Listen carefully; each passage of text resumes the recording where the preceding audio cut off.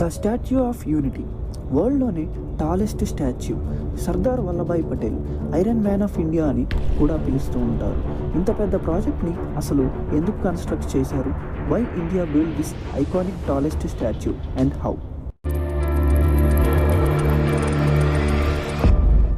Sardar Vallabhbhai Patel first home minister of India and first deputy prime minister కూడా.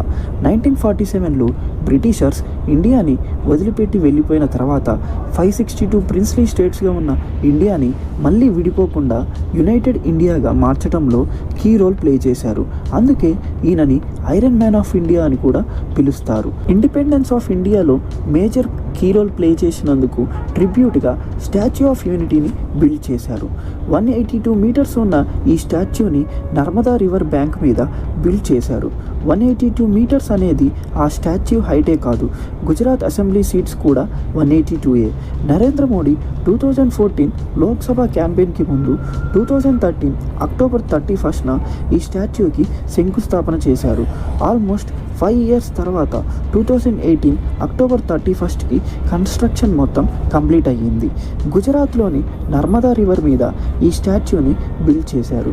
స్టాచ్యూకి ఎదురుగా Sardar Sarovara dam కూడా ఉంటుంది.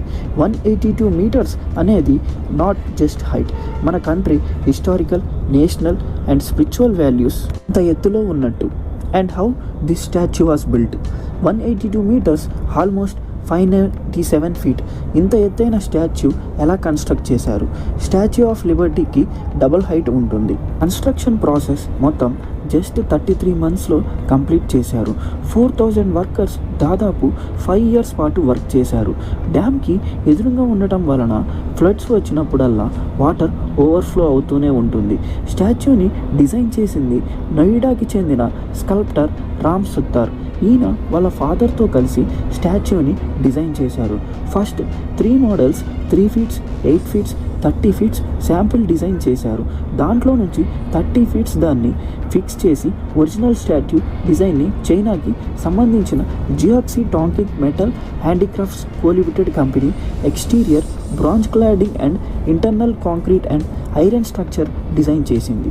ఆ 30 feet sample statue Ahmedabad international ఎయిర్పోర్ట్లో ఇంకా ఉంది. ఆ స్టాచ్యూ యొక్క expression, posture and pose, dignity, confidence well as కైండ్నెస్ని ఎక్స్పోజ్ చేస్తాయి. ఇంత పెద్ద స్టాచ్యూ కట్టడానికి ఐరన్ చాలా అవసరం అవుతుంది. దానికోసం గవర్నమెంట్ లోహా క్యాంపెయిన్ చేసింది. దాదాపు 7 lakh విలేజెస్ నుంచి అగ్రికల్చర్ అండ్ స్క్రాప్ ఐరన్ని గ్యాదర్ చేశారు. ఫార్మర్స్ 135 tons ఆఫ్ ఐరన్ని డొనేట్ చేశారు.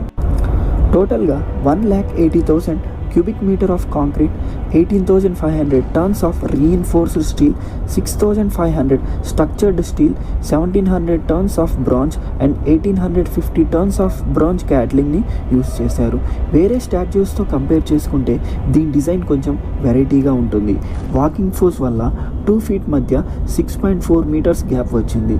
దీనివల్ల హై విండ్ వెలాసిటీని స్టాచ్యూ తట్టుకుంటుంది. స్టాచ్యూ స్ట్రక్చర్ డిజైన్ వైజ్గా చూసుకుంటే 180 km/h విండ్ స్పీడ్ని కూడా తట్టుకుంటుంది. ఎర్త్క్వేక్స్ లాంటివి అయితే 6.5 magnitude వరకు బేర్ చేస్తుంది. ఈ స్టాచ్యూ టోటల్ వ్యాలిడేషన్ 100 years వరకు ఉంటుందని కాంట్రాక్ట్ కంపెనీ L&T వారు చెప్పారు. స్టాచ్యూ బేస్లో exhibition hall, memorial garden, memorial and visitor building ఇవన్నీ ఉన్నాయి. రోడ్డు మీద నుంచి స్టాచ్యూకి డైరెక్ట్గా ఒక కనెక్టింగ్ బ్రిడ్జ్ ఉంది. ఈ స్టాచ్యూ కన్స్ట్రక్షన్లో టోటల్గా 4 companies వర్క్ చేశాయి. దాంట్లో ఒకటి మన Indian L&T, laarsen&tubro. Sardar Vallabhbhai Patel 143rd birth anniversary సందర్భంగా అక్టోబర్ 31st 2018లో స్టాచ్యూని నరేంద్ర మోడీ ఇనాగ్రేట్ చేశారు. ఎంత వేరే కంపెనీస్ ఇన్వాల్వ్మెంట్ ఉన్నా ఇంజనీరింగ్కి సంబంధించిన వర్క్ మొత్తం మన ఇండియన్ కంపెనీ L&T చూసుకుంటుంది.